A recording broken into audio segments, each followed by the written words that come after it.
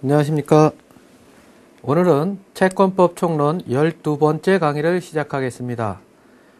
채무불이행에 대한 구제 방법으로서 지난 시간에 강제 이행에 대하여 살펴보았는데, 오늘은 그 채무불이행에 대한 구제 방법으로서 두 번째 손해배상에 대하여 살펴보도록 하겠습니다. 먼저 손해는 법에 의해서 보호되는 생활이익, 즉 법익에 관하여 받은 불이익을 손해라고 합니다. 채무불이행에 의한 손해는 채무의 내용에 쫓은 이행이 있었더라면 채무자가 받았을 이익과 채무불이행으로 받고 있는 이익과의 차액을 이야기한다고 할 수가 있고, 이러한 견해를 바로 차액설이라고 이야기를 합니다. 통상 우리가 계약을 했을 때 계약대로 이행되면은 되는 것을 원하고, 따라서 계약대로 이행되면은 아무런 손해가 없게 되지요. 근데 계약대로 이행되지 않았을 때 그로 인하여 채권자는 여러 가지 불이익을 받게 되는 것이고, 이처럼 이행됐을 때와 이행되지 않았을 때의 차이를 그 손해라고 이야기할 수가 있는 것입니다. 이러한 손해에 대해서는 우리가 생각하는 여러 가지가 있는데, 교통사고를 당했을 때 어떠한 손해들이 있겠습니까? 주위에 교통사고를 매일처럼 이렇게 신문 보도를 보게 되는데, 교통사고라는 것이 있을 때 구체적으로는 치료비 이런 것이 있겠죠. 직접 다쳤으니까. 또 교통사고로 인해서 물건이 부서졌을 때 물건에 대한 손실비용, 이런 것들은 우리가 통상 생각해 볼 수가 있습니다. 2006년 4월 17일자의 신문에 의하면은 상대 차량의 과실로 교통사고를 당했을 때 간접손해 보상금을 챙기자라는 기사가 보도된 바가 있습니다. 우리가 이러한 간접손해라는 이야기로부터 뭔가 손해에 대한 보상을 청구할 때 직접적인 손해에 대한 보상에 대한 대비 개념으로 간접손해라는 그러한 생각을 하게 될 것입니다. 이러한 간접손해라는 개념이 무엇이 있을까요?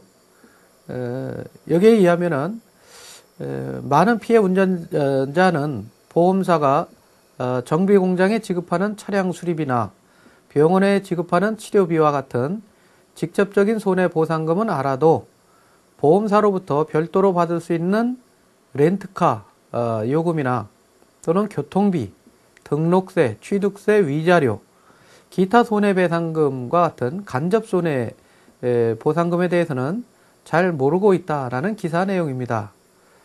이러한 기사 내용에 비춰봤을 때 우리가 교통사고라는 그러한 사고를 봤을 때, 이러한 교통사고는 전혀 계약관계가 없는 제3자의 차이에서도 나지만은, 또는 택시를 탔을 때 사고로 인해서 다칠 수도 있겠지요.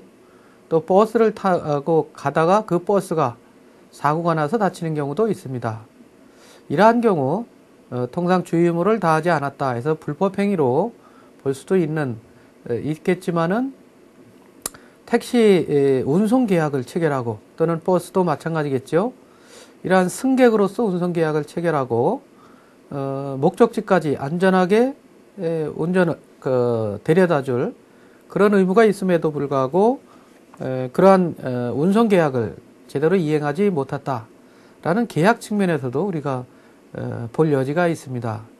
어쨌든 이러한 사고로 인한 손해가 났을 때 직접적인 치료비라든가 이런 것은 에 대해서 손해가 발생했다 하는 것은 누구나 생각을 하는데, 아까 기사에 나와 있는 바와 같이 렌트카 비용, 기타 교통비 이런 것은 우리가 쉽게 생각할 수 있는 그러한 손해가 아니라고 할 것입니다.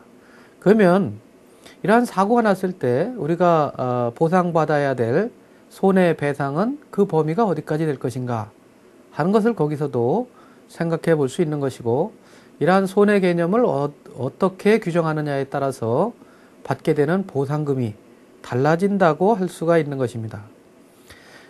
손해 개념에 대해서는 학술적으로 두 가지 견해가 있는데, 하나는 앞에서 살펴본 차액설이 있고, 또 하나는 현실적 손해설, 즉 구체적 손해설이라는 두 가지 견해가 보이고 있습니다. 우리 대법원 판례에서는 전원합의체 판결로 손해 파악을 차액설에 의해서 보고 있는 것이죠. 즉 채무가 이행대로 됐을 때 이익과 또 이행되지 않는 상태에서의 이득이 있다면은 그 중간에 차이를 손해라고 보는 것입니다. 현실적 손해설은 구체적으로 자기가 직접 입은 피해 이런 것을 따로 계산을 해야 되겠죠. 그 대법원 전원합의체 판결에 의하면은 불법행위로 인한 재산상 소해는 위법한 가해행위로 인하여 발생한 재산상 불이익, 즉 그러한 위법행위가 없었더라면 존재했을 재산상태와 그러한 위법 행위가 가해진 현재의 재산상태의 차이를 말하는 것이고, 그것은 기존의 이익이 상실되는 적극적인 손해의 형태와 장차 얻을 수 있는 이익을 얻지 못하는 소극적 손해의 형태로 구분된다라고 판시하고 있는 것입니다. 이러한 판례의 태도를 보면은 여기서 각각 사고가 없을 때의 재산 상태, 그리고 사고가 있은 후의 재산 상태, 그 차이가 손해다라는 그러한 손해의 개념과 아울러서 이러한 손해는 적극적인 치료비, 즉 내 주머니에서 돈이 나가는 이러한 적극적인 형태와 일을 못해서 앞으로 받아야 될 그런 임금이라든가 이런 것을 병원에 입원 치료하면은 일을 못하니까 못 받게 되겠죠. 따라서 그러한 것을 잃어버린 손해 이렇게 이야기를 합니다. 따라서 잃어버린 손해는 소극적 손해 이렇게도 표현을 하는 것입니다. 따라서 다양한 형태로 우리가 손해의 개념을 살펴볼 수가 있는 것이죠. 이러한 손해를 알기 쉽게 유형화해서 살펴보도록 하겠습니다. 먼저 재산적 손해와 비재산적 손해로 나눌 수가 있습니다. 재산적 손해는 우리가 흔히 보는 재산이죠. 따라서 눈으로 볼 수 있는 이러한 손해입니다. 비재산적 손해는 눈에 보이지는 않지만은 역시 손해로서 볼 수 있는 것인데, 그것은 가장 많은 것이 위자료입니다. 즉 정신적 손해, 즉 스트레스라고 이야기를 하죠. 이러한 스트레스는 우리가 눈으로 이렇게 볼 수 있는 것은 아니지만은 정신적으로 느낄 수가 있는 것이기 때문에 역시 손해라고 할 수가 있는 것입니다. 이처럼 손해에서는 재산적, 그러니까 물질적인 이러한 손해와 아울러서 정신적인, 즉 비재산적인 손해 이렇게 나눌 수가 있는 것이고, 채무 불이행이 있을 때 무엇을 인도해라, 돈을 내라 이런 것을 있을 때 받는 정신적 스트레스, 손해는 얼마가 될 것인가 하는 이러한 문제가 발생을 하죠. 통상 교통사고라든가 이렇게 생명이 침해되는 경우에 위자료, 정신적 피해를 봤다 하는 것은 누구나 다 인정할 수가 있습니다. 그러나 물건을 건네받지 못해서 정신적 스트레스를 받았다, 또는 돈을 지급받지 못해서 정신적 손해를 받았다, 이러한 것은 우리가 통상 그냥 생활 과정에서 겪는 것이기 때문에 이러한 손해들에 대해서 인정하기가 그렇게 쉬운 것은 아닙니다. 따라서 이러한 정신적 손해에 대해서는, 재물 피해가 있을 때 정신적 손해에 대해서는 특별한 사정으로 인한 때만 손해로 인정하는 그러한 태도를 보이고 있습니다. 예컨대 수급인이 신축한 건물에 하자가 있는 경우에 도급인의 위자료를 인정할 수 있는가 하는 부분입니다. 통상 건물을 짓는 이러한 공사를 맡는 계약에 있어서 공사가 잘못해서 공사가 다 끝났는데도 지붕에서 물이 새면 어떨까요? 그 하자에 대해서 많은 스트레스를 받게 되겠죠.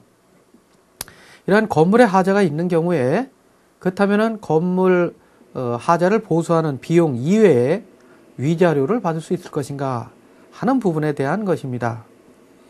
판결 내용을 보면은 일반적으로 건물 신축, 도급 계약에 있어서 수급인이 신축한 건물에 하자가 있는 경우에 이로 인하여 도급인이 받은 정신적 고통은 하자가 보수되거나 하자 보수에 가름하는 손해배상이 이루어짐으로써 회복된다고 이렇게 판결을 한 것이죠. 따라서 그러한 하자로 인한 물이 새서 받는 스트레스, 이런 것은 물이 안 새면은 없어지는 것이다 라고 기본적으로 보는 것입니다. 따라서 이러한 하자 보수나 손해배상만으로 회복할 수 없는 정도의 정신적인 고통을 받았다라고 한다면은 이것은 특별한 사정으로 인한 손해라고 봐서 수급인이 이와 같은 사정을 알았거나 알 수 있었을 경우에 한해서 정신적 고통에 대한 위자료를 인정할 수 있다라고 판시한 바가 있는 것입니다. 따라서 이러한 판례의 태도를 보면은 우리가 채권 계약에 있어서 채무 불이행이 있을 때 그것은 기본적으로 재산에 관한 것이고 채무가 이행이 되면은 그러한 정신적인 스트레스는 사라지는 것이기 때문에 통상 있을 수 있는 것이다 라는 것이죠. 그렇기 때문에 별도의 위자료를 청구하려면은 특별한 사정이 있을 때만 예외적으로 인정한다라는 것을 우리가 알 수가 있는 것입니다. 나아가서 재산적 손해와 비재산적 손해라는 구분과 아울러서 적극적 손해와 소극적 손해라는 구분도 아주 중요한 의미를 갖습니다. 적극적 손해는 재산의 감소, 즉 직접 눈에 보이는 것이죠. 내 재산이 나가는 것, 부서진 것, 이것을 뜻합니다. 따라서 치료비 나간 것, 이런 것들은 적극적 손해라고 이야기할 수가 있습니다. 이에 비해서 소극적 손해는 일실수익, 일실이익이라고도 표현을 하는데 이것은 말 그대로 잃어버린 이득입니다. 즉 현재 내 주머니에 있지 않지만은 장차 들어왔을 건데 그것이 들어오지 않았다. 이럴 때는 잃어버린 이익이 되겠지요. 통상 이렇게 구별할 때 구별 실익은 적극적 손해는 물질적인 것이고 현재 보이는 것이기 때문에 일반적인 통상의 손해에 해당 되지만은 소극적인 손해는 특별한 손해가 되는 경우가 많기 때문에 꼭 그렇다는 것은 아니지만은 대체적으로 이렇게 구별이 되기 때문에 적극적 손해와 소극적 손해를 구별할 실익이 있는 것입니다. 참고적으로 이행이익과 실내이익이라는 용어도 아주 많이 보이고 있는데 여기서 실내이익은 법률행위가 무효로 된 경우에 이때 문제가 되는 것으로서 법률행위가 올바르게 계약이 유효하다라고 했을 때 하는 것을 믿고 어떠한 행위를 했을 때 그때 무효가 되면 어떻겠습니까? 그러한 신뢰를 저버린 게 되겠죠. 그래서 이러한 믿은 데 대한 손해를 신뢰이익이라고 합니다. 이에 반해서 이행이익은 계약을 하고 계약대로 이행이 됐을 때를 이야기하기 때문에 지금 우리가 검토하고 있는 채무 불이행에 의한 손해배상의 문제는 바로 이행을 전제로 하는 이행이익을 이야기한다고 할 것입니다. 손해의 배상에서 배상이라는 것은 무엇인가? 무엇을 보상하고 배상 이러한 용어를 우리는 통상 혼용을 해서 쓰게 되는데 여기서 배상이라는 것은 불법한 원인으로 발생한 손해를 피해자 이외의 자가 전보하는 것을 이야기를 합니다. 물론 용어가 배상이라는 용어도 그렇지만은 전보라는 용어도 상당히 좀 어렵지요. 근데 전보는 메워서 채우는 것을 의미한다 이렇게 해석을 하고 있어서 현재 채무 불이행으로 인한 손해배상에 있어서는 전보배상을 뜻한다라고 하고 있는 것입니다. 이러한 전보배상이라는 용어는 우리가 채무 불이행의 여러 형태를 검토할 때 이행지체, 이행불능 이러한 곳에서 전보배상이라는 용어를 사용한 바가 있습니다.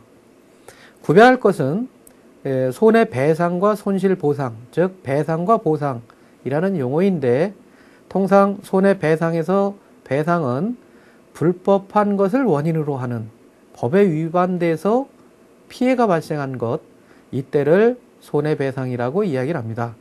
그래서 우리가 가장 많이 쓰이는 용어가 손해배상이지요.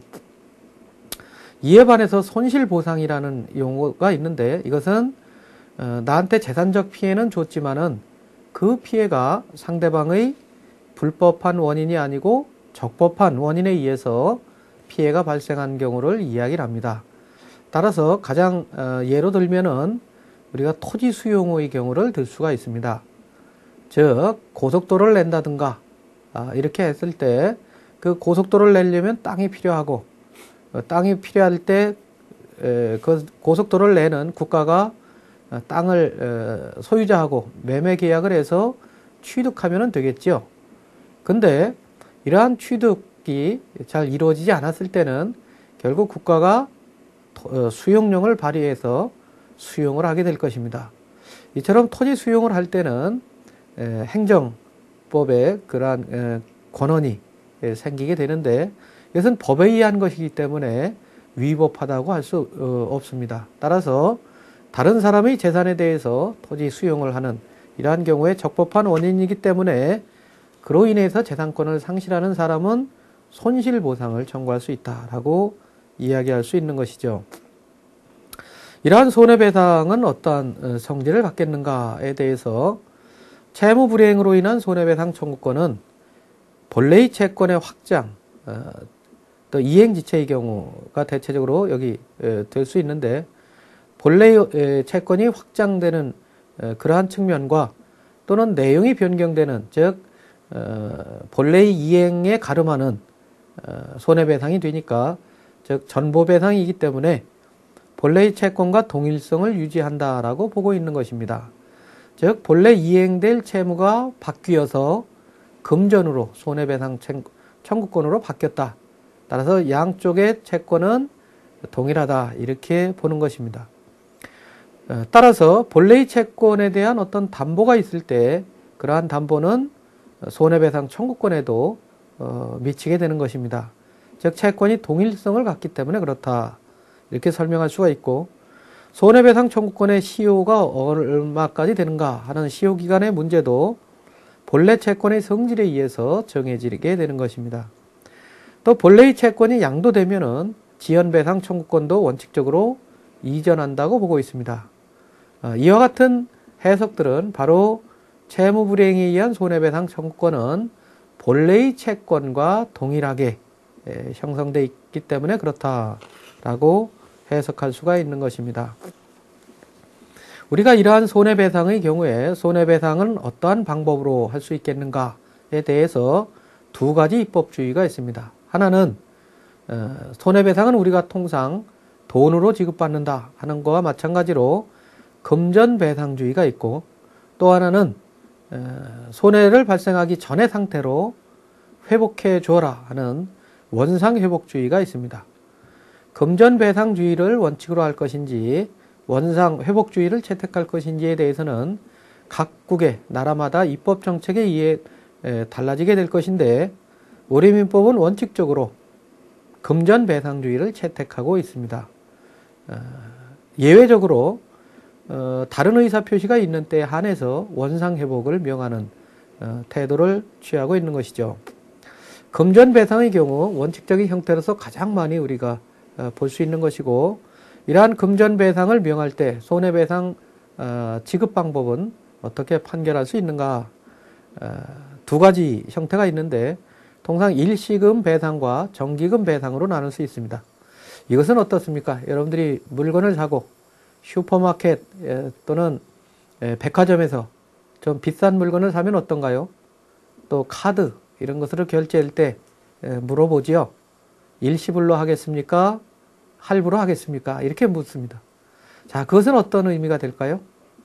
일시불은 한 번에 계산하는 거고 할부로 한다는 것은 매월 나누어서 지급하겠다 이런 것이죠.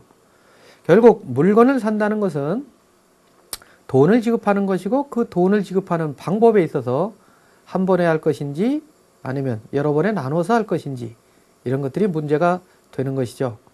손해배상의 경우에도 마찬가지로 금전을 배상할 때는 같은 문제가 등장을 하는 것이고 손해배상 액수가 상당히 금액이 클 때는 그것을 한 번에 배상하는 것에서 이렇게 나누어서 배상하는 정기금 판결도 있는 것입니다. 이러한 정기금 판결을 했을 때 특수한 문제가 인정될 수가 있는데 그것은 정기금이니까 어떻습니까? 할부의 경우에도 여러 번에 나눠서 지급하게 되니까 그 사이에 경제 사정이 달라질 수가 있겠죠. 따라서 이러한 사정 변경이 있는 경우에 정기금 판결의 변경의소를 인정하고 있고 이것은 민사소송법 252조 1항에서 규정하고 있습니다. 손해배상의 범위에 대해서 이제 배상하는 범위를 어디까지 물어줘야 될 것인가 하는 문제입니다. 이러한 손해배상을 결정하는 부분에 있어서는 채무자와 채권자 사이의 공평한 손해 분담을 이야기를 해야 되겠죠. 따라서 손해분담의 공평하는 정도가 그 기준이 무엇일까 하는 측면에서 채무불이행과 인과관계가 있는 손해를 배상해라 이렇게 판결할 것입니다. 그렇다면은 채무불이행과 인과관계가 있는 손해는 어느 정도까지 인정해야 되는가 하는 것이 문제가 되는데 현재 통설과 판례는 상당인과관계설을 채택하고 있습니다. 상당인과관계설 말 그대로 어떻습니까? 인과관계가 상당한 정도로 있어야 된다라는 것이죠. 실제 재판에서 어떻습니까? 상당한 관계로 인과관계가 있어야 된다. 사실상 이러한 상당한 것도 누구를 기준으로 하느냐에 따라서 달라지겠죠. 채권자 입장 또는 채무자 입장에서 달라지고 있습니다. 즉 채권자는 보다도 손해가 많이 인정이 많이 봤다 이렇게 해서 더 많이 좀 손해배상을 받으려고 할 것이고 채무자는 급부로 하는 것은 맞지만은 그로 인해서 발생하는 손해가 그렇게까지는 안 된다 이렇게 생각할 수가 있겠죠. 따라서 상당인과 관계설이라고 하지만은 구체적인 범위 내에서는 다툼이 있는 것이죠. 즉 당사자가 알고 있었던 사정만을 기준으로 해야 된다 하는 주관설. 또 반대로 당사자 여부를 떠나서 사회통념상 그 정도는 손해다 것까지는 이런 것들이 객관설. 그리고 두 가지를 절충하는 입장이 있다고 하겠습니다. 현재 우리 민법에서는 채무자가 알고 있었던 사정과 과실로 알지 못한 사정을 기초로 판단하는 그러한 기준을 제시하고 있고 이러한 기준은 바로 채무자가 알고 있었던 사정은 주관적인 입장이죠. 과실로 알지 못한 사정은 결국 객관적인 그러한 기준을 뜻하게 될 것이고 따라서 이러한 두 가지를 기준으로 해서 손해배상의 범위를 정한다고 할 것입니다. 구체적으로 그 손해의 범위를 따지는 예로 보면은 그러한 상당인과 관계설에 대해서 불법행위, 즉 일반 조합원이 쟁의를 하는 경우가 있겠죠. 이때 대법원 판례의 예로서 근로자의 근로 내용과 그 공정의 특수성과 관련해서 그가 노무를 정지할 때 준수해야 할 사항 등이 정해져 있는데 당해 근로자가 이를 준수함이 없이 노무를 정지함으로써 손해가 발생했을 때는 그러한 손해는 바로 회사에 대해서 또 영향을 미치는 것이죠. 회사가 근로자가 노무를 안 함으로써 근로를 안 함으로써 받은 손해가 발생하거나 확대됐다면은 그 근로자는 그와 상당인과 관계 있는 손해에 대해서도 배상할 책임이 있다라고 판시하고 있습니다. 따라서 쟁의 행위를 할 때 합법적으로 노동쟁의 방법으로 인정된 범위 내에서 참여하면은 회사에 대한 손해배상 책임이 인정되지 않지만은 법에 위반한 쟁의 행위로 인하여 회사에 손해를 끼쳤을 때는 그 손해 중에서 상당한 인과관계가 있는 손해에 대해서는 배상할 책임이 있다라는 판결 내용입니다. 이러한 이제 손해배상에 대해서 범위에 대해서 우리 민법 393조는 다음과 같은 규정을 두고 있습니다. 즉 채무불이행으로 인한 손해는 통상의 손해를 그 한도로 한다. 여기서 이제 통상의 손해가 어디까지냐 하는 것이 문제가 되겠죠. 제2항에서는 특별한 사정으로 인한 손해는 채무자가 그 사정을 알았거나 알 수 있었을 때 한해서 배상 책임이 있다라고 하고 있습니다.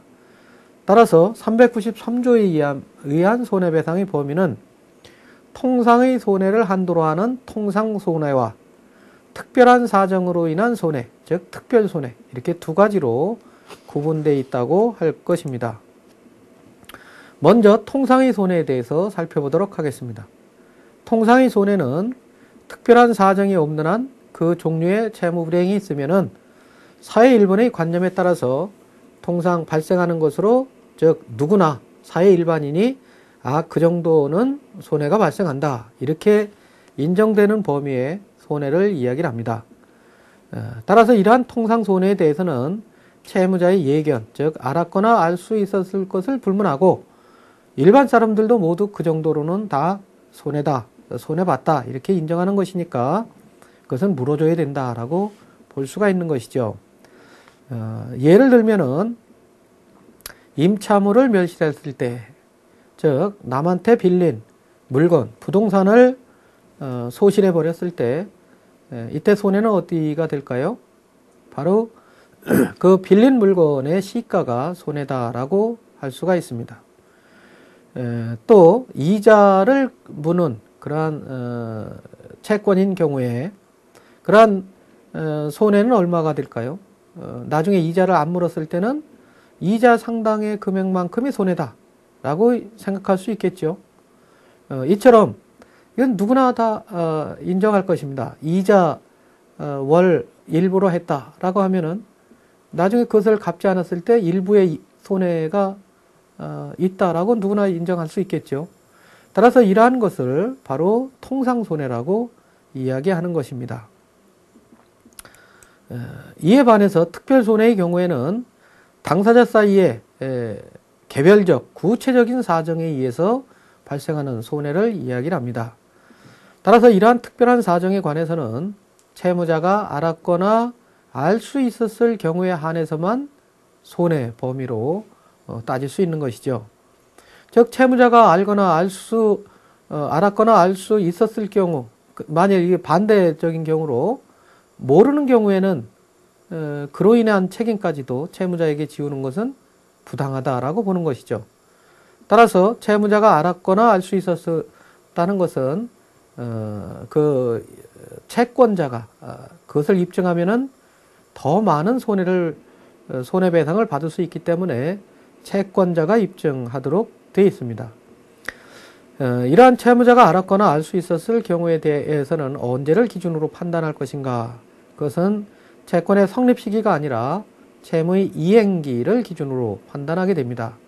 왜냐하면은 채무 이행기에 있어서 그 이행기에 그냥 지급하면 되겠지요.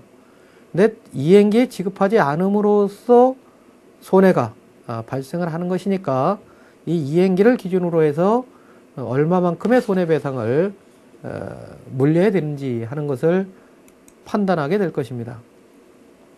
구체적인 사례에 있어서 우리 대법원이 판단한 것이 있는데 특별한 손해와 예견 가능성에 관한 것입니다. 이것은 제조회사가 무역회사에 물건을 공급하고 이러한 무역회사가 수입업자에게 이렇게 전달해서 결국 세액의 주체가 문제가 되겠죠. 따라서 제조회사로서는 이 무역회사에 물품을 공급하고 무역회사는 수입업자한테 그 물건을 넘겨줘야 될 것입니다. 따라서 제조업자가 무역회사하고 계약한 이러한 계약관계가 하나 있고 무역회사가 수입업자하고 계약한 계약관계가 있을 것입니다.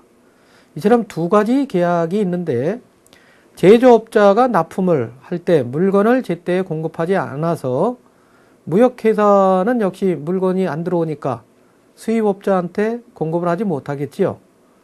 이렇게 공급하지 못하면은 그로 인한 손해배상 청구를 받게 될 것입니다. 이러한 때 무역회사가 수입업자한테 물건을 주지 못하는 그러한 이행지체가 있을 때 채무불이행이 있을 때 그러한 손해를 제조회사한테 물을 수 있겠는가라는 것입니다.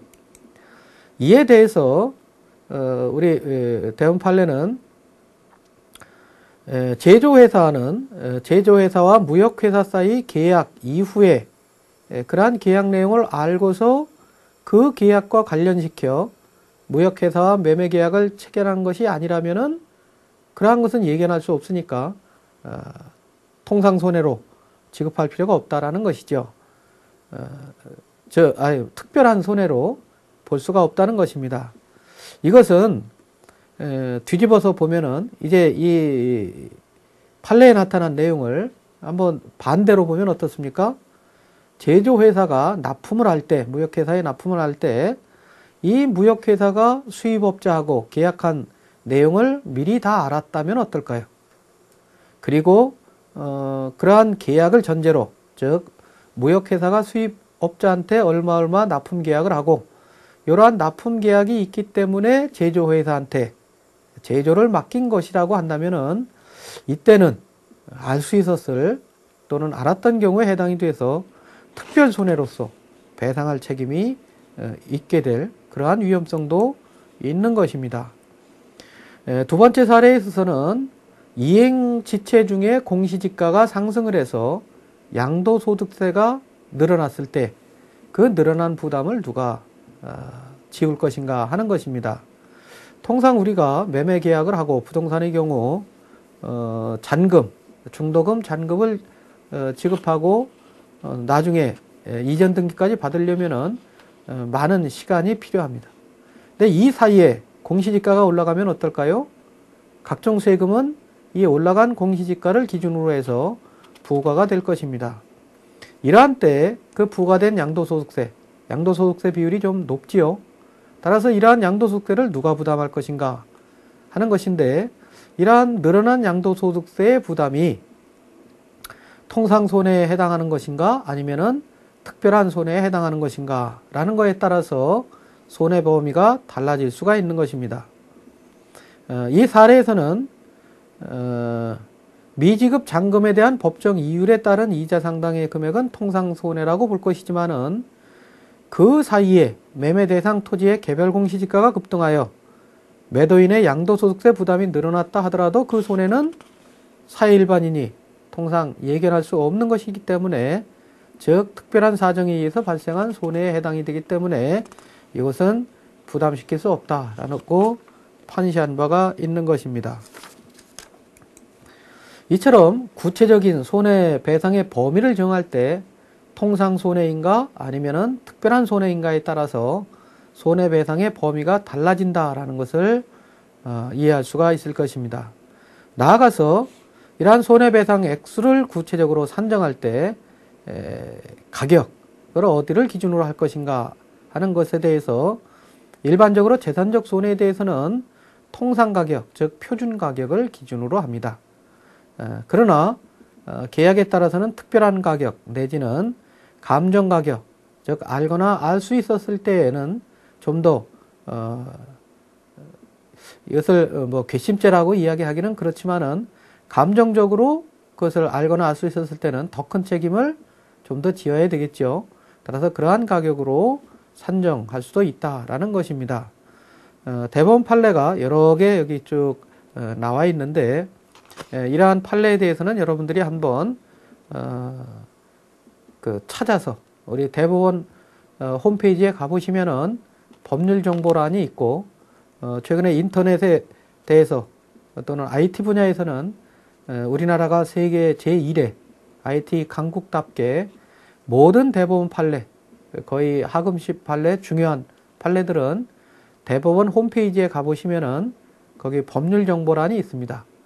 거기에 가면은 모두 다 누구나 자유롭게 이러한 판례들을 검색해서 활용할 수가 있으니까 여기 나와 있는 판례 번호들을 거기서 넣어서 한 번씩 읽어보시기를 바랍니다.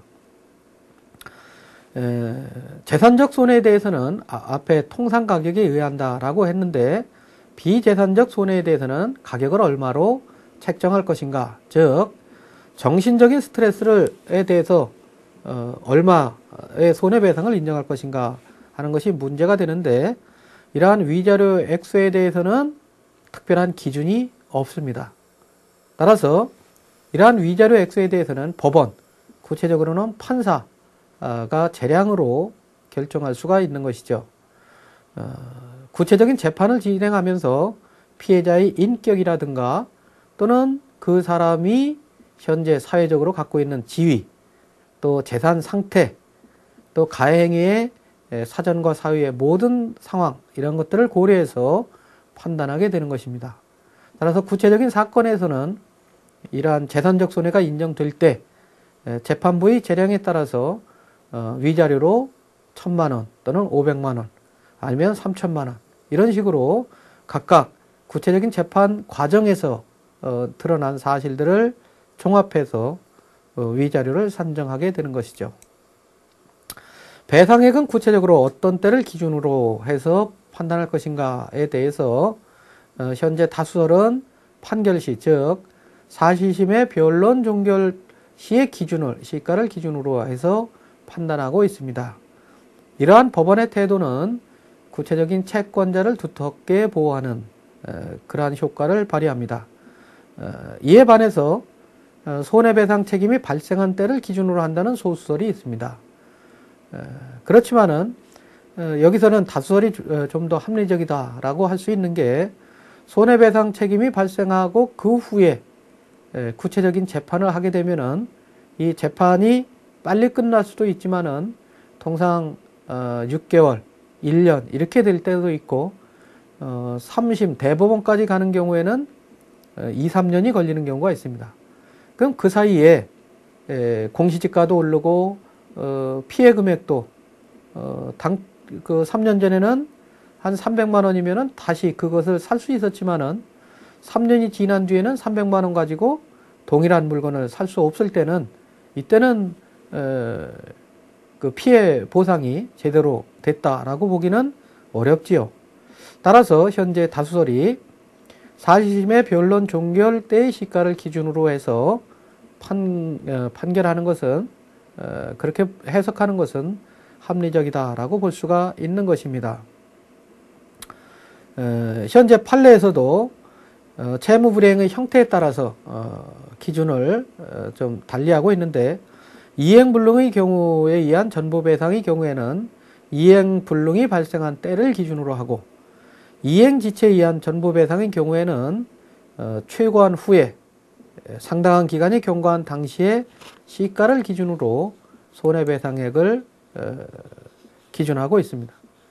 또 배상액 산정의 장소에 있어서도 통상가격은 그러한 채무의 이행지를 기준으로 이행지의 가격을 표준으로 하고 있습니다만은 구체적인 경우에 따라서 특별한 가격을 기준으로 삼는 경우도 있습니다. 손해배상의 범위에 대해서 이제 이처럼 적극적 손해 또는 소극적 손해 또는 재산적 손해, 비재산적 손해 또는 인과관계 이런 여러 가지 것을 기준으로 해서 손해배상 액수를 산정을 하는데 기타 이러한 손해배상 액수를 산정할 때 생각해야 될 몇 가지 부분들이 있습니다. 먼저 손익상계가 있습니다. 손익상계는 채무불이행으로 인하여 손해를 받은 자가 똑같은 원인으로 인해서 이득을 얻은 때는 어떻게 할까요? 이때 모든 손해를 다 배상하게 하면은 그 손해배상 이외에 이득이 더 있는 게 되는 것이죠. 따라서 별도의 원인으로 그러한 손해배상을 야기한 채무불이행으로 이득을 받았을 때는 그러한 이득을 공제하는 것이 합리적일 것이고 이러한 공제되는 이득도 배상 원인과 상당인과 관계를 가질 때는 깎게 됩니다.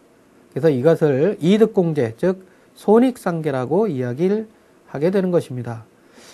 따라서 손익상계는 채권자에게 자기가 손해받은 만큼만 배상을 받아야 되지 손해받은 것보다 더 큰 이득을 주어서는 안 된다라는 기준 하에서 있게 되는 것입니다.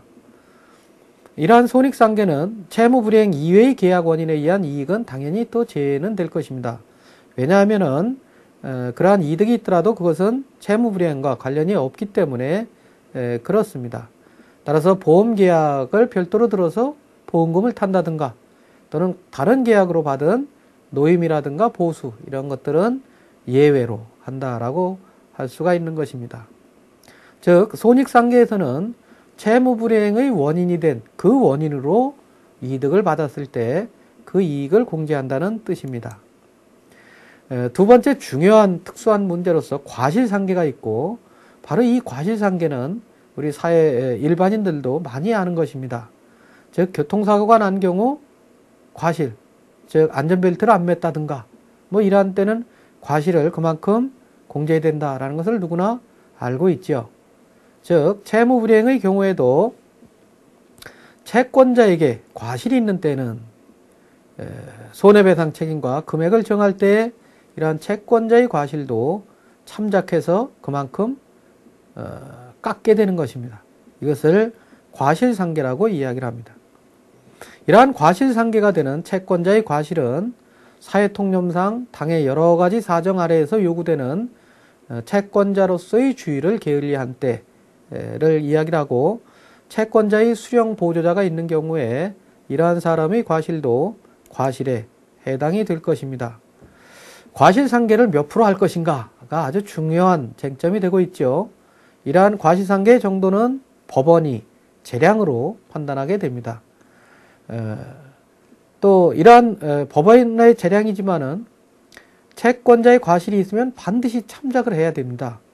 즉 그 10%인지 15%인지 이것은 법원이 재량하지만은 아예 과실이 있는데도 아예 언급 자체를 안 한다면은 그것은 위법한 판결이 되는 것입니다.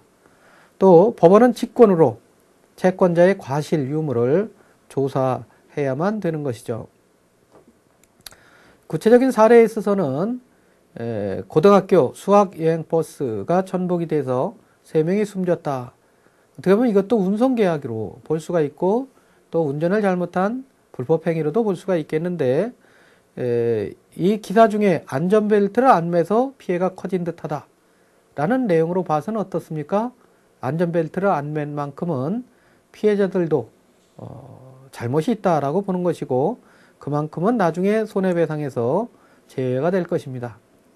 운전을 할 때 옆에 있던 여자친구가 이 뽀뽀, 키스를 해서 사고가 났을 때 그것은 어떨까요?